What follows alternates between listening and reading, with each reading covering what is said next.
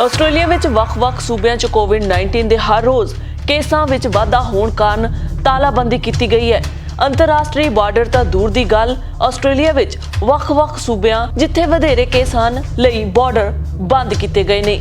ਤਕਰੀਬਨ ਪੌਣੇ 2 ਸਾਲਾਂ ਤੋਂ ਆਸਟ੍ਰੇਲੀਆ ਤੋਂ ਭਾਰਤ ਫਸੇ ਵਿਦਿਆਰਥੀ ਜਾਂ ਹੋਰ ਅਸਥਾਈ ਵੀਜ਼ਾ ਵਾਲੇ ਲੋਕ ਇਸ ਆਸ ਵਿੱਚ ਬੈਠੇ ਸਨ ਕਿ ਕਦੇ ਤਾਂ ਆਸਟ੍ਰੇਲੀਆ ਉਹਨਾਂ ਦੀ ਸਾਰ ਲਵੇਗਾ, ਪਰ ਹੁਣ ਉਹਨਾਂ ਦੇ ਸਬਰ ਦਾ ਬੰਨ ਟੁੱਟਦਾ ਦਿਖਾਈ ਦੇ ਰਿਹਾ ਹੈ। ਵਿਦਿਆਰਥੀ ਆਸਟ੍ਰੇਲੀਆ ਤੋਂ ਦੂਰ ਰਹਿ ਕੇ ਆਪਣੀ ਪੜ੍ਹਾਈ ਚਾਲੂ ਰੱਖਣ ਲਈ ਕਾਲਜਾਂ ਤੇ ਯੂਨੀਵਰਸਿਟੀ ਦੀਆਂ ਲਗਾਤਾਰ ਫੀਸਾਂ ਭਰ ਰਹੇ ਨੇ ਤਾਂ ਕਿ ਉਹਨਾਂ ਨੂੰ ਆਸਟ੍ਰੇਲੀਆ ਜਾਣ 'ਚ ਕੋਈ ਪਰੇਸ਼ਾਨੀ ਨਾ ਆਵੇ। ਪਰ ਹੁਣ ਕਈਆਂ ਦੇ ਸਬਰ ਟੁੱਟਣ ਲੱਗੇ ਨੇ।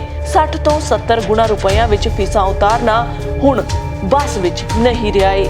ਆਸਟ੍ਰੇਲੀਆ ਦੇ ਵੱਖ-ਵੱਖ ਸੂਬਿਆਂ 'ਚ ਕੋਵਿਡ-19 ਦੇ ਵਧੇਰੇ ਕੇਸਾਂ 'ਚ ਇਜ਼ਾਫਾ ਹੋਣ ਨਾਲ ਕੀਤੀ ਗਈ ਤਾਲਾਬੰਦੀ ਕਾਰਨ ਵਿਦੇਸ਼ੀ ਵਿਦਿਆਰਥੀਆਂ ਨੂੰ ਵਾਪਸ ਆਸਟ੍ਰੇਲੀਆ ਲਿਆਉਣ ਅਤੇ ਅੰਤਰਰਾਸ਼ਟਰੀ ਸਿੱਖਿਆ ਖੇਤਰ ਦੇ ਆਪਣੇ ਵਧੇਰੇ ਮੁਨਾਫੇ ਵਾਲੇ ਕਾਰੋਬਾਰ ਨੂੰ ਮੁੜ ਚਾਲੂ ਕਰਨ ਦਾ ਰਸਤਾ ਲੱਭਣ ਲਈ ਸੰਘਰਸ਼ ਕਰਦਾ ਦਿਖਾਈ ਦੇ ਰਿਹਾ ਹੈ, ਜਿਸ ਨਾਲ ਸਿੱਖਿਆ ਖੇਤਰ ਵਿੱਚ ਵਧੇਰੇ ਚਿੰਤਾਵਾਂ ਪੈਦਾ ਹੋ ਰਹੀਆਂ ਨੇ ਕਿ ਵਿਦਿਆਰਥੀ ਦੂਜੇ ਦੇਸ਼ਾਂ ਵਿੱਚ ਪੜ੍ਹਨ ਦਾ ਰੁਖ ਕਰ ਰਹੇ ਨੇ। ਮਹਾਮਾਰੀ ਤੋਂ ਪਹਿਲਾਂ ਆਸਟ੍ਰੇਲੀਆ ਦਾ ਅੰਤਰਰਾਸ਼ਟਰੀ ਸਿੱਖਿਆ ਖੇਤਰ ਲਗਭਗ $40 ਬਿਲੀਅਨ ਦਾ ਸਾਲਾਨਾ ਕਾਰੋਬਾਰ ਸੀ।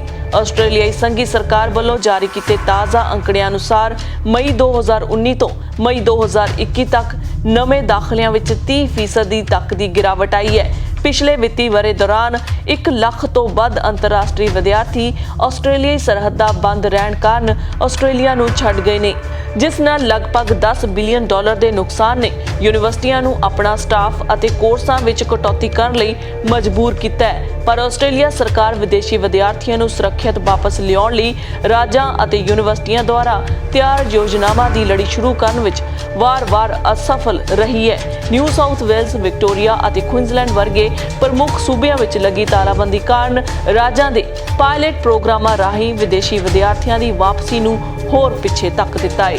ਬਹਰਹਾਲ ਕੋਵਿਡ-19 ਦੀ ਸਿਚੁਏਸ਼ਨ ਪਤਾ ਨਹੀਂ ਸੰਸਾਰ ਵਿੱਚ ਕਿੰਨੀ ਦੇਰ ਤੱਕ ਰਹੇਗੀ, ਪਰ ਵਿਦਿਆਰਥੀਆਂ ਅਤੇ ਅਸਥਾਈ ਵੀਜ਼ਾ ਲੋਕਾਂ ਦਾ ਬਹੁਤ ਨੁਕਸਾਨ ਹੋ ਰਿਹਾ ਹੈ। ਲੋੜ ਹੈ ਇਹਨਾਂ ਗੱਲਾਂ ਵੱਲ ਵਿਸ਼ੇਸ਼ ਧਿਆਨ ਦੇਣ ਦੀ ਤਾਂ ਕਿ ਕਿਸੇ ਦਾ ਸਮਾਂ ਅਤੇ ਰੁਪਇਆ ਖਰਾਬ ਨਾ ਹੋਵੇ।